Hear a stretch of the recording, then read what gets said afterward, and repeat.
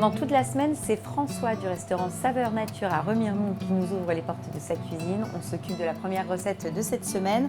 François, qu'est-ce que tu nous proposes pour l'apéro? Pour l'apéritif, on va faire un pain perdu aux herbes qu'on va pouvoir agrémenter d'un petit fromage blanc aux herbes. D'accord. Ou alors d'une petite charcuterie. C'est un petit apéritif anti-gaspi avec ce qu'on a dans le frigo au moment venu. Ça marche. On commence par quoi? Donc alors, du coup, si c'est recette anti-gaspi, donc là on a du pain, pain voilà, rassis, on a pain du blanc, pain rassis. Blanc que tu as coupé. Parce qu'on a toujours des petits quignons de pain qui restent, etc. Et c'est dommage de les jeter. Donc on va le mettre tout simplement à humidifier, à tremper avec du lait. D'accord. Voilà.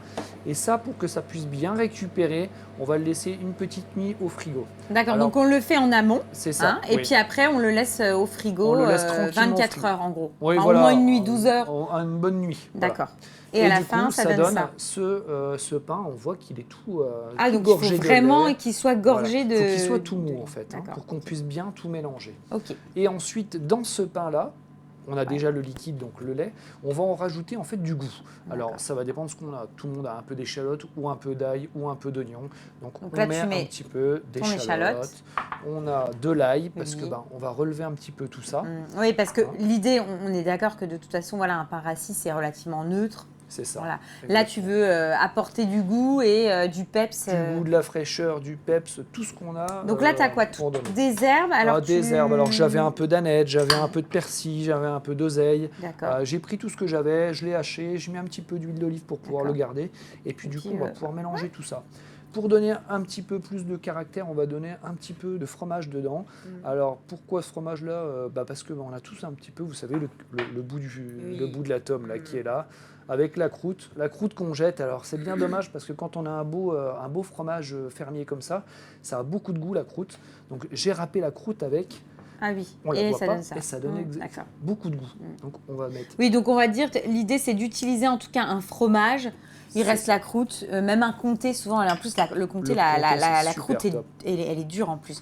Donc à la limite, on met ça comme ça et on râpe. Parmesan, tout ce qu'on pourrait trouver. Donc on a déjà tout ça. Et puis pour que ça cuise et puis qu'on en fasse comme un cake, on va y mettre tout simplement des œufs. Oui, on est vraiment sur une philosophie d'un gâteau là pour le coup. Exactement. Et puis un truc simple, rapide.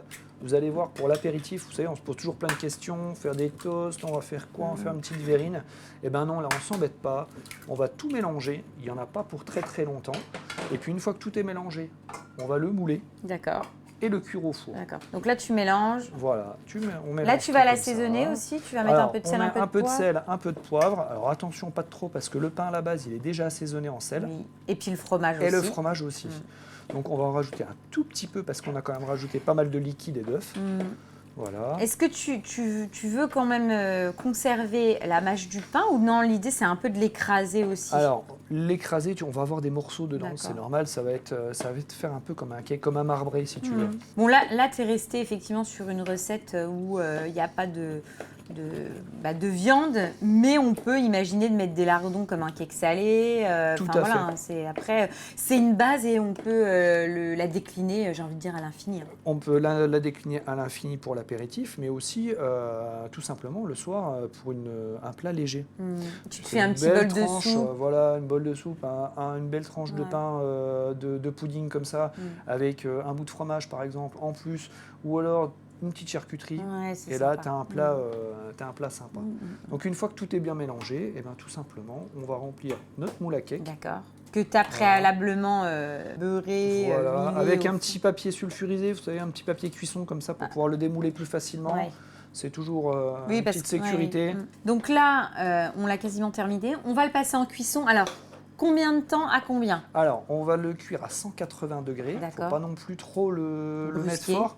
Pourquoi? Parce que le pain a déjà cuit. Donc, on a déjà une coloration sur le pain. Si on le met trop fort, on va avoir la réaction de Maillard, donc la coloration des aliments, qui va être beaucoup trop forte et qui va brûler le pain. D'accord. Donc, 180 pendant combien de temps?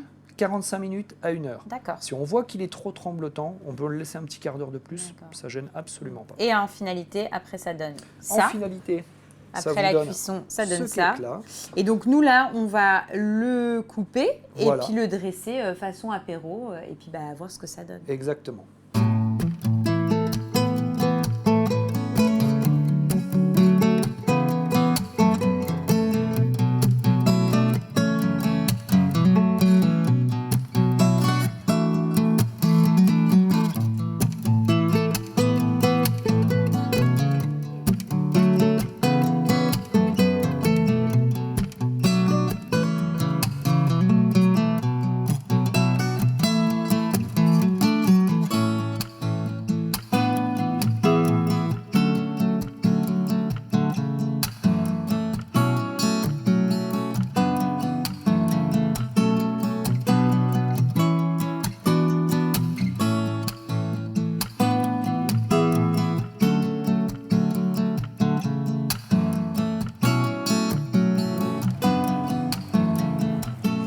c'est top parce qu'effectivement, c'est pas du tout sec.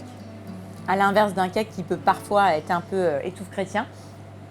Et en fait, ce qui est top, c'est que là, on a vraiment le côté herbe qui donne un coup de fraîcheur pour le coup, qui est très très bon. Et puis là, avec la petite charcuterie, ça matche bien. Ça va être l'apéritif de l'été. Ouais. Et en plus, là, le fait d'avoir mis et charcuterie et le petit fromage blanc, tu as une option végétarien et une option avec de la viande. Donc, ça peut être vraiment parfait, en tout cas pour la belle saison. Et une belle entrée en matière. Et économique. Et économique, effectivement. Ensuite, qu'est-ce que tu nous proposes? Alors, pour la prochaine recette, ça va être un gazpacho de concombre. Oui. Avec une île flottante aux épices. Donc voilà, on est sur la fraîcheur, le printemps. C'est ça, la légèreté. On n'est pas loin du printemps et on a tous besoin d'un petit peu de fraîcheur comme ça. On commence par quoi? On va commencer par les îles flottantes. Ouais. Donc on va mettre nos blancs à monter. Oui. Je vois déjà les questions qui vont fuser. Comment on va faire pour faire tenir les blancs? C'est vrai que sans sucre, on ne peut pas les serrer. Il ne peut pas y avoir d'agglomérat du blanc d'œuf.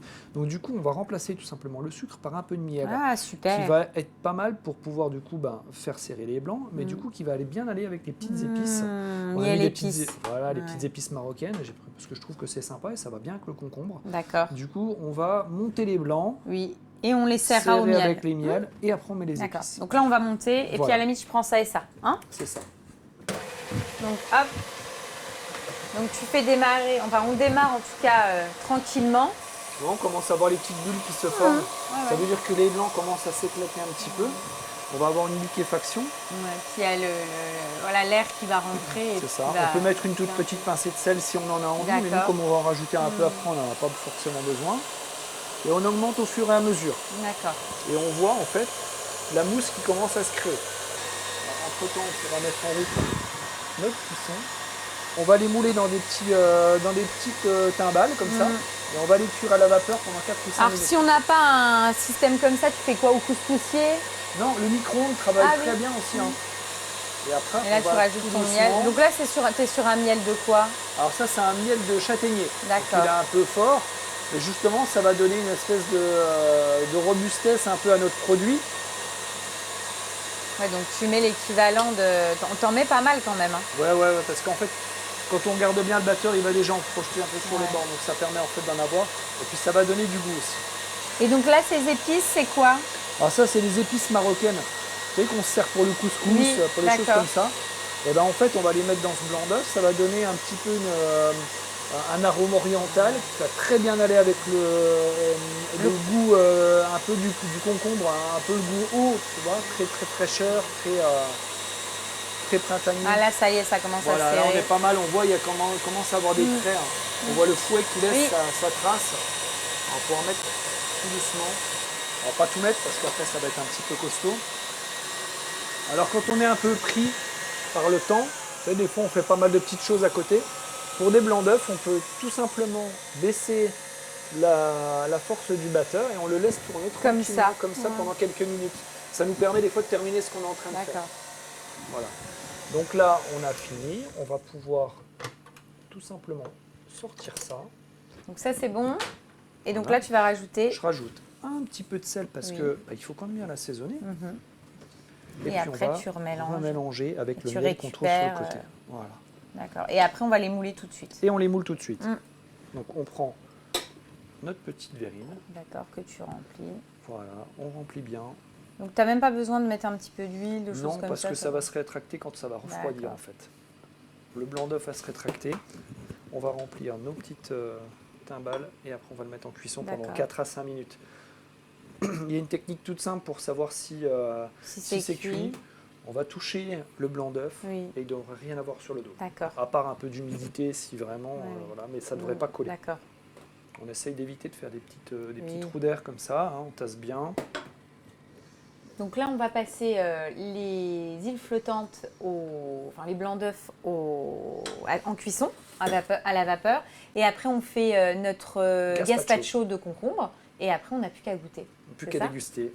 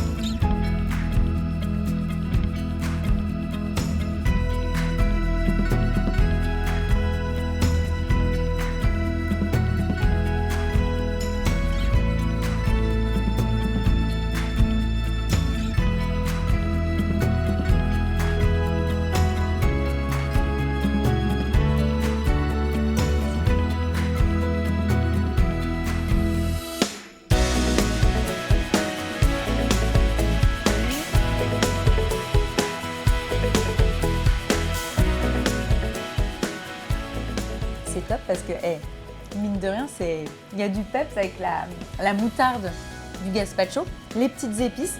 Et c'est vrai qu'un plat qu'on imaginerait fade, parce qu'en gros, le blanc d'œuf c'est fade et le concombre aussi, t'en as un truc qui fait waouh et qui a du peps, donc c'est top. La moutarde relève bien, on sent bien le miel qu'on trouve dans l'île flottante. Non, c'est top. Et ça se parie super bien. On a l'impression d'être en vacances. Ouais, non, c'est vraiment une belle recette, quoi. De 2 éléments fades, on a réussi à en faire un truc waouh, donc c'est cool. Prochaine recette, ça sera quoi? La prochaine recette, de coup, on va travailler le poulet, le reste du poulet rôti qu'on a du dimanche. Ce sera une pastilla de poulet aux épices et au miel. Voilà, donc du coup, en fait, on prend la carcasse qui nous reste. Parce que le mieux, c'est toujours de laisser sur la carcasse. Ça évite de sécher la viande. Donc et on va la retirer de la carcasse. Et puis, donc tu as retiré la peau.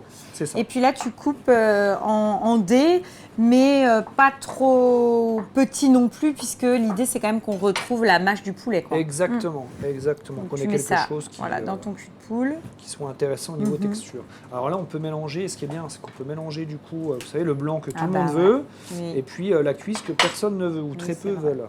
Donc on enlève bien tout ce qui est peau parce que c'est quand même pas terrible à manger comme ça, à part quand elle est vraiment croustillante. Alors, voilà. Et donc après, tu récupères tout. Voilà. Que tu vas couper. Alors, sachant que la cuisse est toujours un peu moins sèche que le blanc, il y a quand même plus de gras. On récupère bien le petit solides qui se trouve là et le reste de la viande. Et donc là, l'idée c'est vraiment de garder ces morceaux. Mais c'est vrai que ce qui est bien dans cette recette, c'est que peu importe la partie du poulet, on utilise tout, quoi. Oui, et ça marche, quoi. Et ça fonctionne. Et ensuite, en fait, c'est tous ces petits dés de poulet, on va venir les assaisonner. Comme d'habitude, avec une petite échalote, puisqu'on a toujours une échalote qui traîne, un peu d'ail. Oui, on va lui apporter du goût. Des épices, ouais, voilà, on va lui donner quelque chose d'intéressant, une espèce d'identité. Bon, sachant qu'il a déjà du goût, puisque voilà, tu as quand même ce goût de poulet rôti. Exactement. Donc voilà, on a donc nos petits dés et on va venir y agrémenter donc tout simplement. Ce que tu disais, donc échalote, ciselée, un petit peu d'ail. D'accord. Peut-être un peu beaucoup. Hop. On va y mettre, là j'avais un peu de tomate confite, et ben on peut mettre un peu de tomate confite au soleil. Un petit peu d'épices, alors là j'ai pris des épices tandoori, un peu indien comme ça. Ensuite du miel, qui va nous donner encore cette petite rondeur qui est vachement sympa. En plus la coloration. Ça va bien matcher aussi avec les épices, on est dans quelque chose, voilà, une pastilla, ça a quand même... Qui correspond bien. Ensuite j'ai récupéré, vous savez, dans la plaque du poulet, on a toujours un petit peu ce gras juteux là, avec cette protéine là, et ben on met tout dedans. D'accord, donc ça va renforcer le goût l'ensemble du poulet rôti. Et pour pouvoir en faire une pastilla, dans une pastilla on a des œufs brouillés normalement, une petite omelette. Et ben on va pas s'amuser à mélanger, enfin à séparer les deux, on va tout mélanger dedans. On va y mettre 2 œufs. 2 œufs entiers. Voilà. Et après, hop là. On va mélanger le tout. Et après on est parti pour la mélange. Et donc là, hop, on mélange. Voilà, tu mélanges tout ça. Pour que ça tout se lie. Exactement. On ait un appareil qui soit bien mélangé. Donc là, tu n'as pas assaisonné, on est d'accord? Voilà, après on remettra un tout petit peu de sel, tout simplement. On a quand même des épices qui sont assez fortes. Et ton poulet, tu l'as assaisonné avant ta cuisson. C'est ça. Voilà. Et on a récupéré le jus de plus. Donc moi je vais utiliser de la feuille de filo, qui est typique orientale. Voilà. Feuille de filo, feuille de brique. Ça fonctionne aussi. Mais c'est vrai que c'est plus fin la feuille filo comme ça. Voilà. Donc on va la plier en deux pour avoir une double épaisseur. Tu vas mettre un petit peu d'appareil au milieu. Oui. Tu me dis stop. Vas-y. Encore une petite cuillère. Et après, on va replier. Donc tout simplement, les deux petits côtés, là où il y en a le moins en premier. Et après, on replie, on fait une espèce de pancake comme ça. Attention, c'est fragile. Oui. Donc, hop, on peut le poser directement sur le plat. On fait la deuxième. Et là, au niveau de la cuisson, on va cuire ça pendant combien de temps? Une dizaine de minutes. En fait, tout ce qu'on veut, c'est finalement réchauffer le poulet et que l'œuf cuise. Donc ça va et avoir une petite coloration. Voilà, c'est ça. Et surtout une petite coloration. Donc tu rabats. On peut imaginer y rajouter des poivrons en saison. Tiens, je te mets la plaque là. Donc pareil, il y a un petit papier sulfurisé. Un petit papier sulfurisé. Tout simplement. Donc on met ça, un petit peu d'huile d'olive. Ça puisse dorer. Ou de l'huile ou un peu de beurre fondu. Et pour finir, un petit peu de sucre glace. Alors vous allez me dire du sucre glace sur un plat, on en met très peu et ça va permettre d'avoir une belle croustillance Donc ça part au four, 10 minutes à peu près, 180 hein, et puis comme ça, pendant ce temps, nous, on va tout préparer pour le dressage. Tu l'accompagnes avec quoi? Alors pareil, il me restait un petit peu de semoule. D'accord. Donc du coup, j'ai sorti ma semoule et ça va nous permettre en fait de faire un petit plat un peu oriental comme ça, un petit peu de semoule et puis la pastilla. Eh ben super, on passe en cuisson, on dresse et on goûte.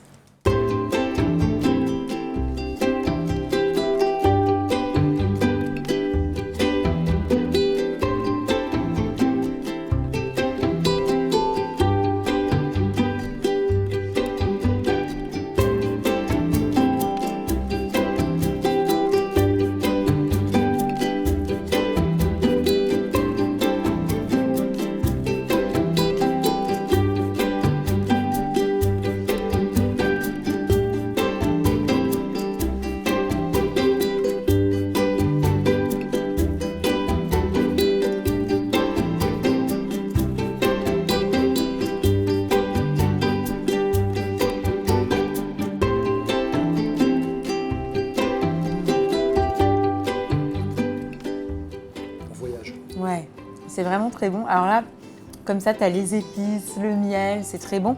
Puis ce qui est sympa, alors hormis la philosophie du plat, de récupérer le poulet, tu as le côté croustillant de la pâte philo. Et puis donc, tu as rajouté en accompagnement la petite… un petit fromage blanc. Avec la citronnelle. C'est ça. Mais voilà, ça continue de voyager et en même temps, ça va très très bien, c'est frais en fait. Donc c'est très bon. Et ça, c'est une recette, je pense que à la maison, tout le monde peut aimer, quoi. C'est ça. Donc, et puis ça peut être de n'importe quand. L'hiver, un petit coup l'été, juste après le barbecue. Vous savez, il reste toujours plein de trucs, un petit poulet rôti au barbecue. Et ben là, on a vraiment un truc super. C'est top. Prochaine recette, ça sera quoi? Alors, prochaine recette, on va travailler un petit parmentier de poisson avec une pomme de terre au gingembre et des petits légumes, puisqu'on avait encore aussi des petits légumes vapeur qui étaient là. Voilà. Donc, on va réagrémenter tout ça et c'est un peu une manière de remettre en forme tous ces produits-là. Donc là, poisson qui est cuit. Exactement. Donc on va couper le poisson. Il y avait des restes en morceaux. Alors vous voyez, ça dépend les poissons. Celle-ci, c'est une chair un peu plus ferme, donc on arrive à la couper en deux. Tu peux mélanger en tout cas, tu mélanges les poissons. Tout à fait. C'est pas gênant du tout. Je vous rappelle, c'est de l'anti-gaspi. Le but n'est pas de dire je veux faire tel ou tel poisson. Ouais, c'est réutiliser, transformer des choses qu'on a déjà travaillées ou cuisinées. Exactement. Donc hop, tu coupes avec effectivement des morceaux pour qu'il reste de la mâche. Voilà, qu'il y ait de la mâche. Ensuite, tout ça, on va le mettre dans un récipient et on va l'assaisonner. Donc on va y mettre un petit peu d'échalote. Vous avez remarqué, j'aime bien l'échalote, j'aime bien l'ail. Oui, on va vraiment l'assaisonner. Ensuite, on va mélanger tout ça. Là, j'ai un petit peu de citron confit qui va donner un petit peu de peps, un petit peu de légèreté à tout ça. D'accord. Un petit peu d'acidité. Donc, on a notre petit mélange. D'accord. On mélange grossièrement comme ça. Et ensuite, on va les placer directement. Alors là, on a choisi un bocal. Ah, tu vas le dresser carrément dans les petits contenants là. Ah, si tu veux, je le fais. Eh bien, tiens, tu mets un petit peu de poisson, presque même la moitié, ça peut être pas mal. On en est quand même assez. Et ensuite, on va se basculer sur la purée de pommes de terre. Alors, même principe, des pommes de terre qu'on a récupérées, qu'il y avait dans mon frigo, cuites à la vapeur. Et on va refaire une purée à base de ça, où on va y inclure un petit peu de gingembre. Ah, pour apporter du peps. C'est ça. Donc là, tu as fait chauffer j'ai fait chauffer la crème avec le beurre, en fait, comme pour faire une purée de pommes de terre. Et je vais rajouter les pommes de terre qui sont déjà cuites dedans. Je vais les laisser chauffer un tout petit peu, parce que autrement, l'amidon qui se trouve dans la pomme de terre, s'il ne réchauffe pas, il va être tout élastique. Et on ne va pas avoir une belle purée de pommes de terre.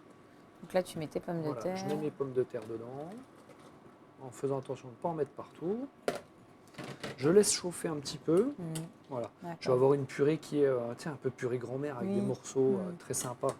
Donc là, on va terminer notre purée de pommes de terre. Ensuite, on va mettre les pommes de terre au-dessus du poisson. Exact. On va remettre au four pour réchauffer, remettre tout ça en température. C'est ça. Pendant ce temps, on fait notre petite sauce à l'oseille. Exact. À la sortie, on dressera nos petits légumes et ça sera bon. Exact. Tout sera tout bien. Et on n'aura plus qu'à goûter.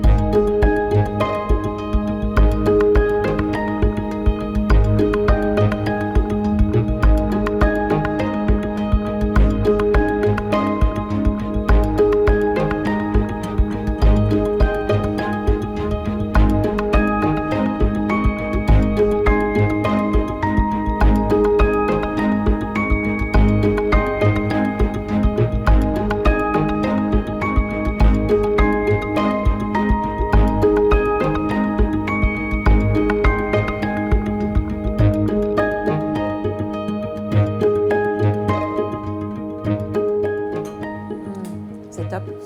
C'est top parce que en fait, le gingembre comme ça dans la purée, ça donne un côté très fraîcheur, peps. Et la petite sauce à l'oseille, c'est très très bon. Et puis voilà, on est sur un basique, hein, association pommes de terre, poisson, petits légumes, ça fonctionne bien. Mais j'aime beaucoup le fait de l'avoir dressé comme ça. Dans une verrine comme ça. Ça change un peu, ça habille le plat, ça lui donne une certaine constance et c'est sympa. Ouais. On va terminer donc sur une petite note sucrée, un dessert. Exactement. On va partir sur des pommes caramélisées et on va transformer les yaourts qu'on n'arrive pas à terminer dans le frigo en mousse sympathique. Donc toi là tu prépares la pâte crumble, on va dire ça comme ça. Voilà, j'émiette donc les boudoirs, on va y rajouter du beurre fondu, de la poudre d'amande, du cacao. Et on pourra passer ça au four pour en faire un petit biscuit craquant. Ouais, pour apporter de la texture au dessert. À la verrine, voilà. On va mettre un petit peu de poudre d'amande, ce qui va faire un peu la liaison avec le beurre. Et puis on va assaisonner avec un peu de cacao. Tu mélanges le tout. Donc pas besoin d'avoir de la miette fine, hein, c'est vraiment...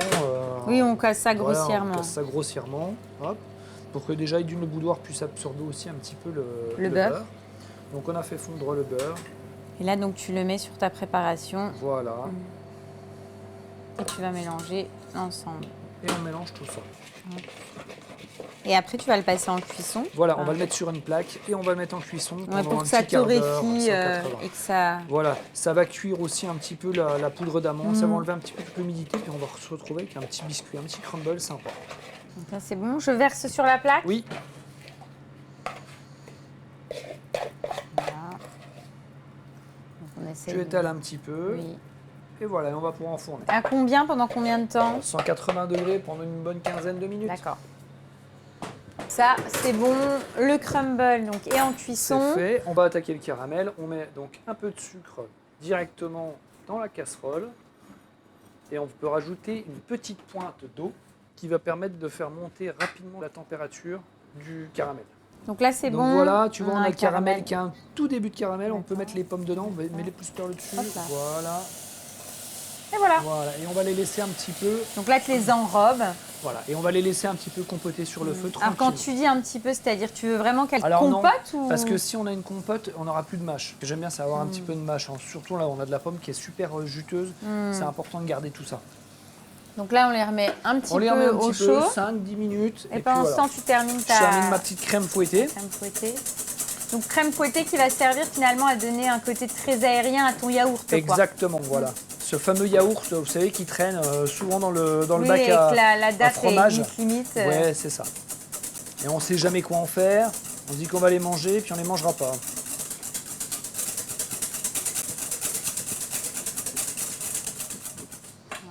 Donc voilà, ça, c'est bon. Donc on a notre crème fouettée.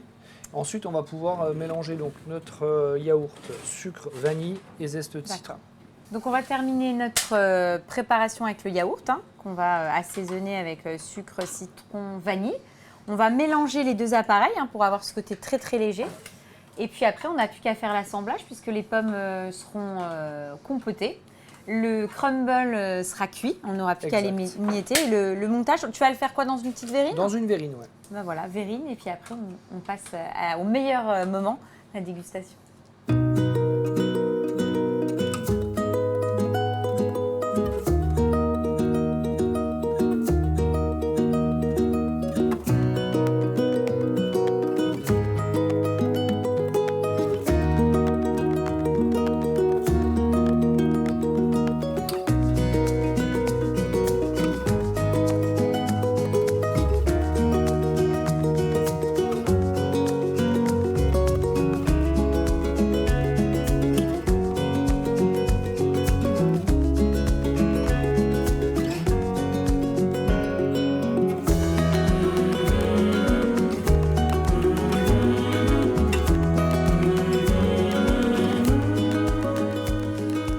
J'aime beaucoup, c'est effectivement le mariage avec le yaourt et le côté lacté, rond, du lait, avec les petites pommes et le côté très sucré du caramel. Enfin, tout se marie très très bien, il fonctionne bien. Et le petit zeste de citron qui est là pour apporter... Qui allège tout ça, qui allège le sucre et puis le petit croustillant avec le crumble sympa. On est vraiment dans un dessert rapide, facile et en plus où on récupère plein d'autres choses pour les transformer et les sublimer. Merci beaucoup François. Merci à vous. On s'est régalé et ce que j'ai adoré pendant toute cette semaine, c'est ça, c'est des astuces pour réutiliser les choses qu'on a dans le frigo et ça c'est top parce que c'est vrai qu'aujourd'hui maintenant on surconsomme, il y a beaucoup de gaspillage et là c'est l'occasion en tout cas de tout transformer. Exactement.